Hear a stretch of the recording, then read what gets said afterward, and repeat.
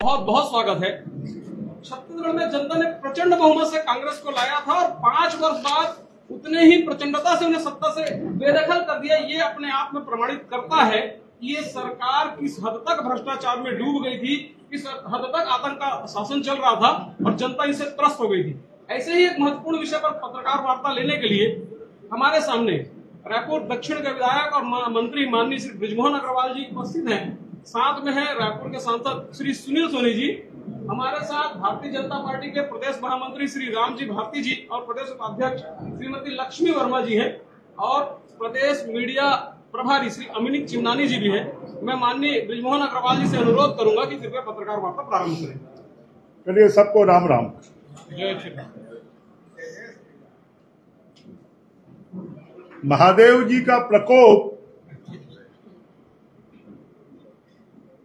अब कांग्रेस पार्टी और उसके तत्कालीन मुखिया भूपेश बघेल जी पर अब दिखाई देने लगा है। चोरी ऊपर से सीना जोड़ी, इसकी तर्ज पर रायपुर से भागकर राजनांदगांव गए और सीना जोरी करने के लिए नांदगांव से भागकर सब कार्यक्रम कैंसिल कर रायपुर आए। इतना डर उनको क्यों सता रहा है? महादेव ऐप सट्टे के मामले में तो पहला एफआईआर उन्होंने ही किया था और वो एफआईआर भी जब आंध्रा और तेलंगाना ने इस केस को ईडी को सौंप दिया तो उसके बाद कि ईडी इसमें हाथ नहीं डाले, इसलिए उन्होंने यहां पर केस दर्ज किया। अब अपने ही बुने हुए जाल में जब खुद फंस गए हैं तो आज यहां पर बड़ी बड़ी बातें कर रहे हैं। जरा उनको बताना चाहिए कि महादेव ऐप से जुड़े हुए लोग जितने गिरफ्तार हुए हैं, जितने अधिकारियों का नाम उसमें शामिल हुआ है, उनसे भूपेश बघेल जी के क्या संबंध हैं, ये उनको सार्वजनिक करना चाहिए, बताना चाहिए। रानू साहू जिसके ऊपर कोयले घोटाले का मामला सामने आ चुका था, उसके बाद में उनको हटाकर अच्छी जगह पर पदस्थ करने वाले कौन लोग हैं? छत्तीसगढ़ में चाहे शराब घोटाला हो, चाहे कोयला घोटाला हो, चाहे गौठान घोटाला हो, चाहे पीडीएस घोटाला हो, चाहे डीएमएफ घोटाला हो, और मालूम नहीं ऐसे कितने घोटाले हैं। अभी तो एक घोटाले की एफआईआर में तत्कालीन मुख्यमंत्री का नाम आया है तो घबरा गए। जरा हम उनसे पूछना चाहते हैं कि असीम दास नामक व्यक्ति से जो 5.39 करोड़ रुपए ईडी ने बरामद किए थे, उनका जो बयान है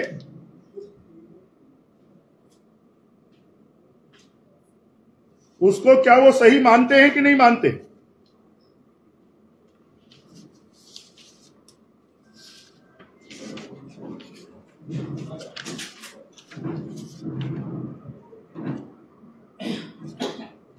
अगर गूगल ऐप में 508 करोड़ टाइप करेंगे तो आपको इस पूरे खेल का डिटेल्स आपको मिल जाएगा।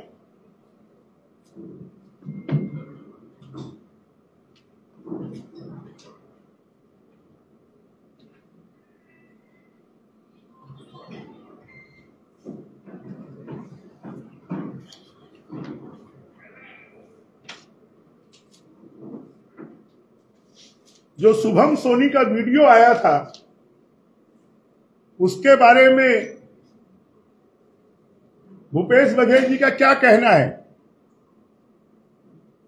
खाली अभी तक जितनी जांच हुई है उसमें जितने नाम आए हैं, पकड़े गए अभियुक्तों ने जो बयान दिया है, उसकी सत्यता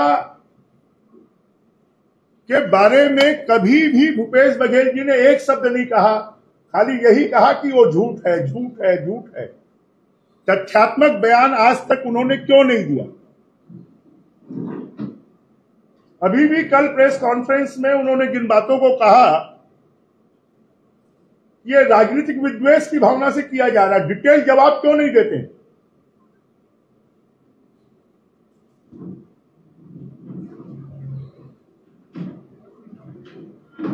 छत्तीसगढ़ के 10 लाख युवाओं को महादेव एक सट्टे में उलझाकर उनके पैसे को थाने के अगर कोई दोषी है तो कांग्रेस पार्टी और भूपेश बघेल है।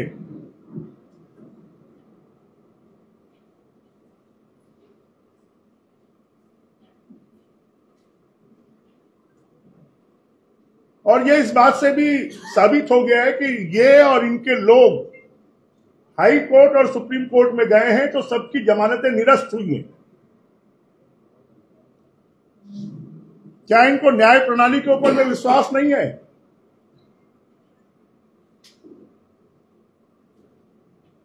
क्या इनको ईडी की जांच पर, ईओडब्ल्यू की जांच पर, पुलिस की जांच पर विश्वास नहीं है?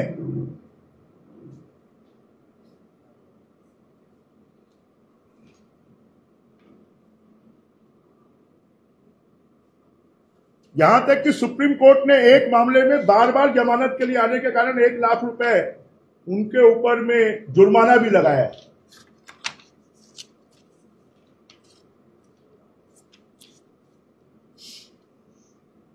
और राजनीतिक मुकदमे दर्ज करने का तो इतिहास हमारा नहीं है, ये भूपेश बघेल जी और उनकी सरकार का है।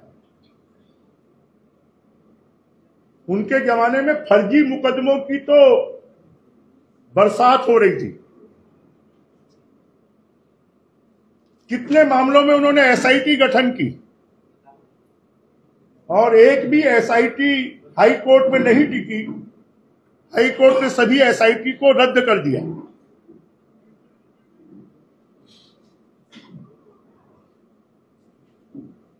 और हाई कोर्ट ने उनके जमाने में कहा कि जितने भी मुकदमे दर्ज किए गए वो राजनीतिक द्वेषवश किए गए। और भारतीय जनता पार्टी को और भारतीय जनता पार्टी की सरकार को इस प्रकार के कामों के लिए फुर्सत नहीं है। हम तो मोदी जी की गारंटी पूरा करने में लगे हुए। हम किसानों के खाते में 1 एकड़ के पीछे 20-20 हजार रुपए दे रहे हैं, जो देश के इतिहास में, छत्तीसगढ़ के इतिहास में पहली बार हो रहा है। हम मातृवंदन योजना के तहत माता बहनों के खाते में साल में 20,000 रुपए डाल रहे हैं, जिसको हमने पूरा करके दिखाया है। हमने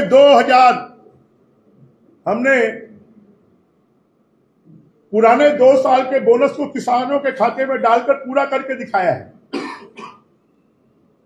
हमने तेंदुपत्ता के संग्राहकों को 4500 की जगह 5500 रुपए देने का जो वादा किया था उसको पूरा करके दिखाया है।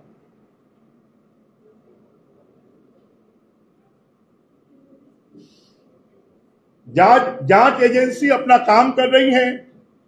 भूपेश बघेल जी को उसमें सहयोग करना चाहिए, ना कि आके धमकी देना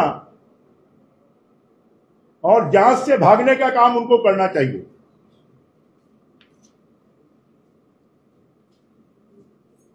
अब भूपेश बघेल जी के कुशासन को जनता ने नकार दिया, अब सुशासन आ गया है। और सुशासन में जिन लोगों ने भी जनता के पैसे को खाया है, गरीब मजदूरों के पैसे को खाया है, नौजवानों की भर्ती में भ्रष्टाचार किया है, वादा खिलाफी की है, विकास विरोधी काम किया है, अब उनमें सब में डर पैदा हो गया है, भय पैदा हो गया है कि जनता ने तो नकार दिया है और जब कानून अपना काम करेगी तो उनकी गति क्या होगी, इससे वो डरे हुए हैं। और इसलिए हम छत्तीसगढ़ की जनता से आह्वान करेंगे